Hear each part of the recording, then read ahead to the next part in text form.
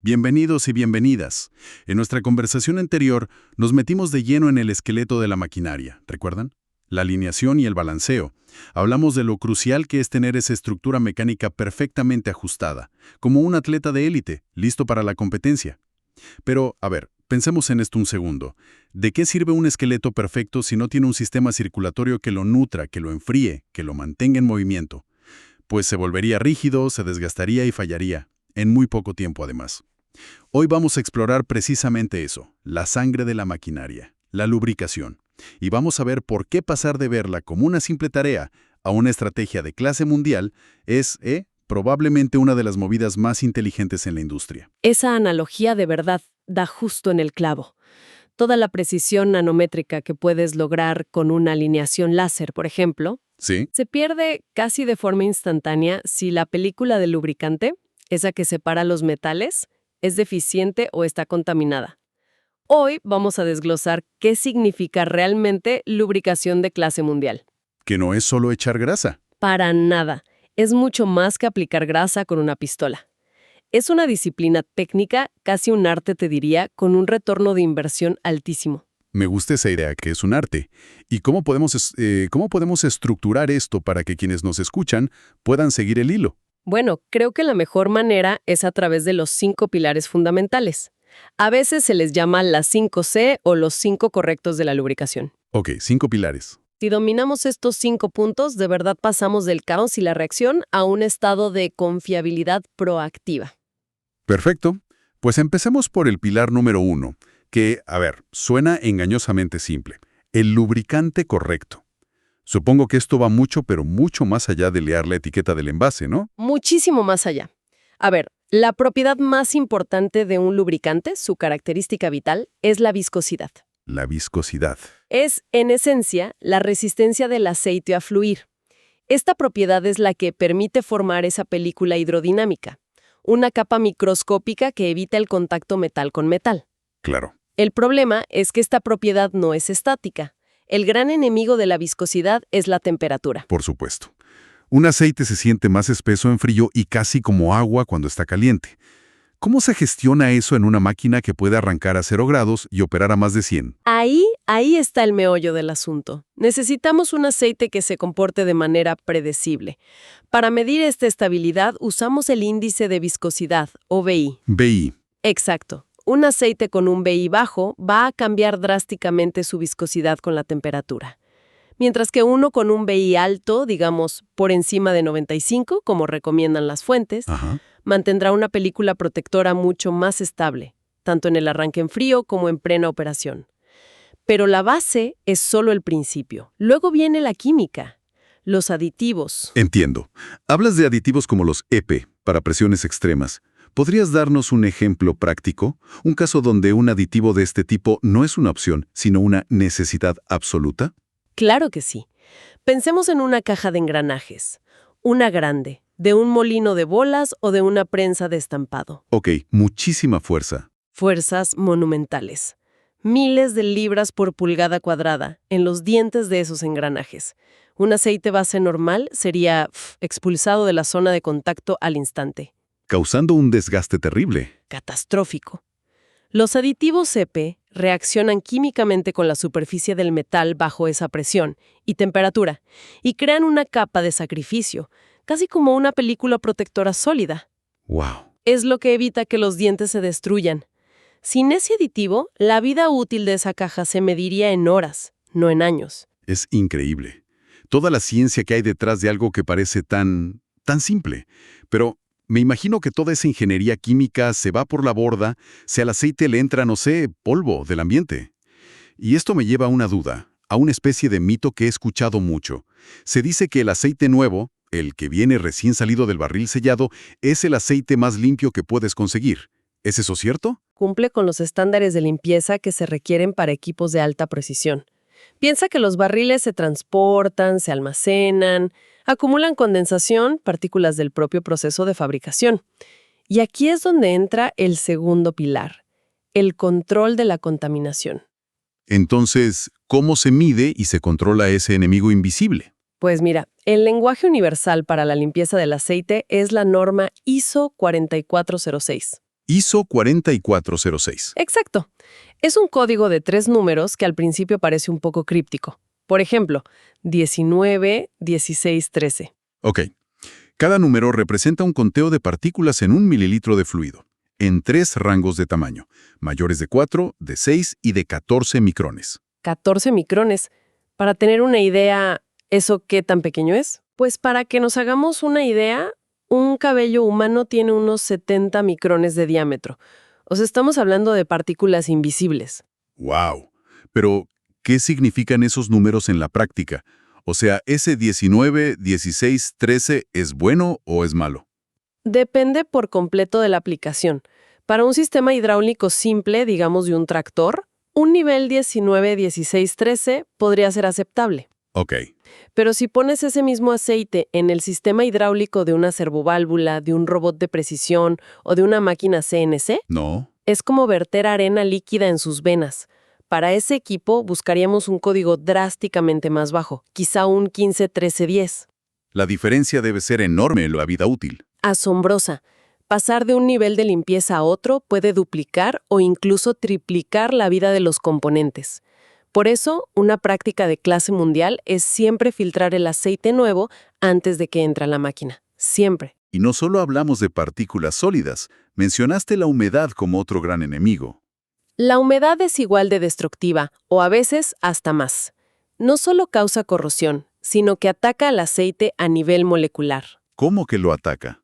Sí, degrada los aditivos, acelera la oxidación del aceite y puede formar emulsiones, esas mezclas lechosas que bloquean filtros y válvulas. ¿Y cómo se combate eso? En el día a día, con herramientas como respiradores desecantes en los tanques, que básicamente absorben la humedad del aire antes de que pueda entrar al sistema.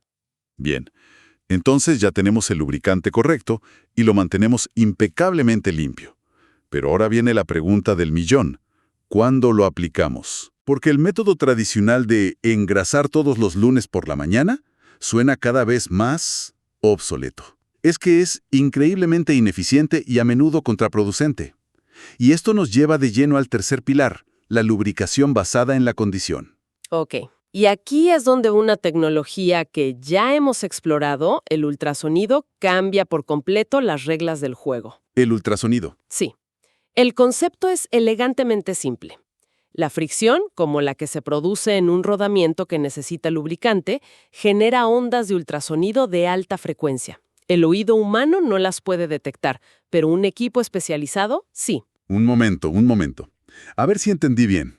Lo que me estás diciendo es que, con el ultrasonido, el técnico deja de seguir un calendario. Exacto. Y empieza a tener una conversación directa con el rodamiento. Eso sí que lo cambia todo. Totalmente. En lugar de adivinar, el técnico se acerca al rodamiento con su detector. Si el nivel de decibeles, de dB, es alto, significa que hay fricción, que necesita lubricante. Y entonces, Comienza a aplicar grasa lentamente. Y aquí viene la magia.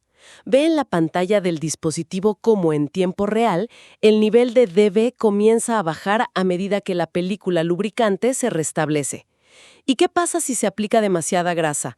Siempre he escuchado que eso es tan malo como aplicar muy poca. ese es el otro gran beneficio.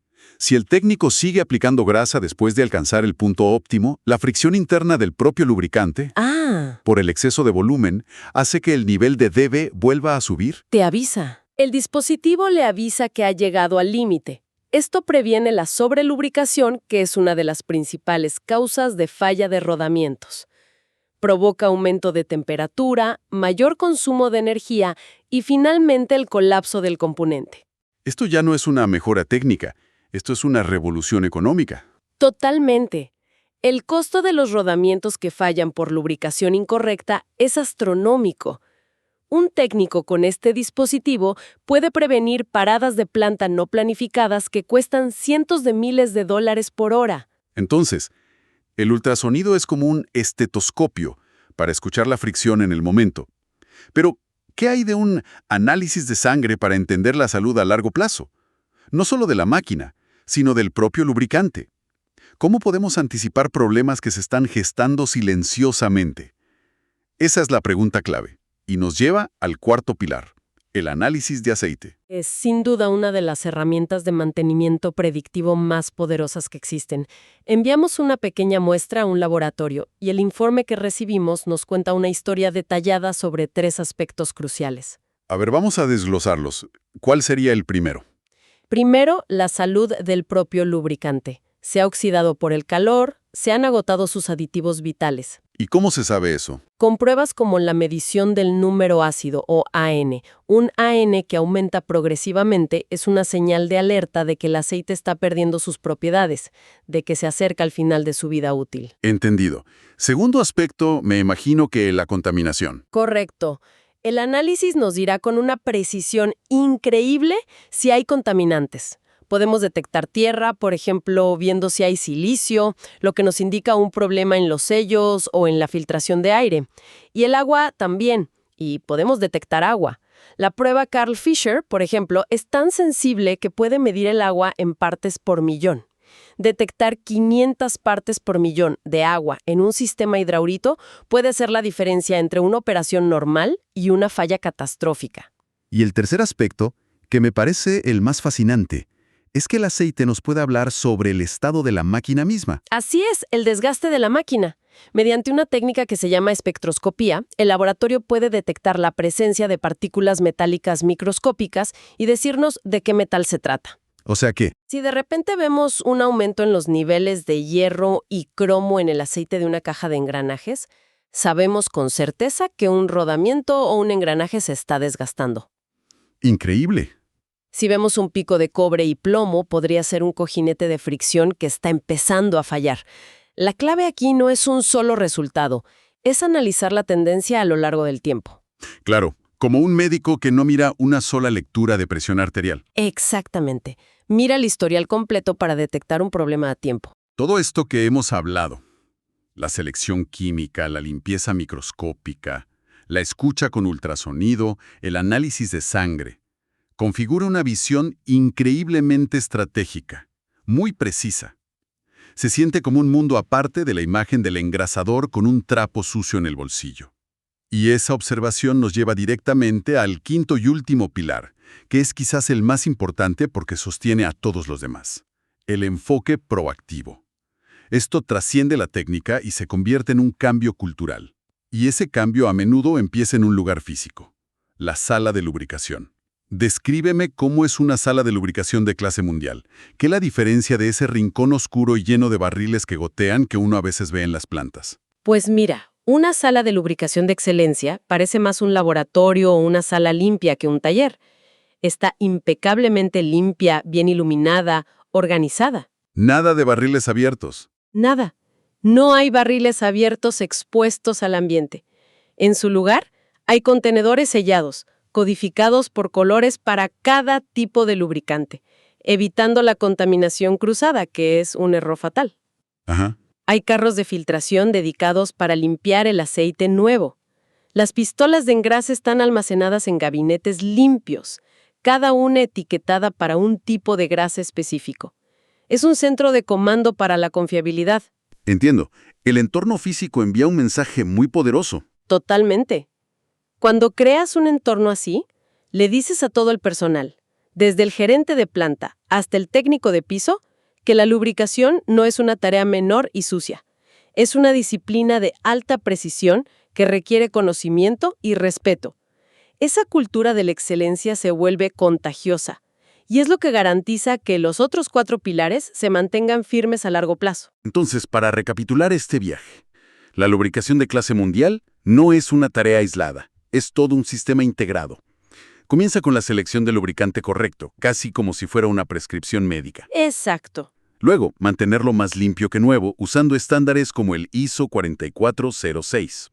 Después, escuchar a la máquina con ultrasonido para actuar solo cuando es necesario. Ajá. Analizarlo periódicamente como un chequeo de sangre para predecir el futuro. Y finalmente, gestionar todo este proceso desde un centro de excelencia que inspire una cultura de precisión. Lo has resumido perfectamente. Es, sin duda, una de las inversiones con el mayor y más rápido retorno en el mundo de la confiabilidad. Y una vez que una organización domina este nivel de precisión técnica, la siguiente pregunta que surge, sobre todo desde la gerencia, es inevitable. Todo esto está muy bien, pero ¿cuánto nos ahorra? Justo eso. ¿Cómo medimos el éxito? ¿Cómo traducimos estos esfuerzos en resultados cuantificables para el negocio? Una pregunta perfecta para nuestra próxima exploración. Nos adentraremos en el mundo de los indicadores de gestión, los famosos KPIs como el tiempo medio entre fallas, el MTBF, y el tiempo medio para reparar, el MTTR. Para ver precisamente eso, cómo se mide el verdadero impacto de una cultura de confiabilidad. Y, si me permites, una reflexión final para nuestra audiencia. Hoy hemos hablado de escuchar a la máquina y de analizar su sangre. ¿Qué pasaría si la próxima frontera no fuera solo reaccionar a estos datos, sino crear sistemas y lubricantes inteligentes que se adapten en tiempo real a las condiciones de operación? ¿Cómo sería eso? Pensemos en un lubricante que pueda cambiar su propia viscosidad o liberar aditivos específicos según la carga y la temperatura, dándole a la máquina una especie de sistema inmunológico propio. La ciencia ya está trabajando en ello.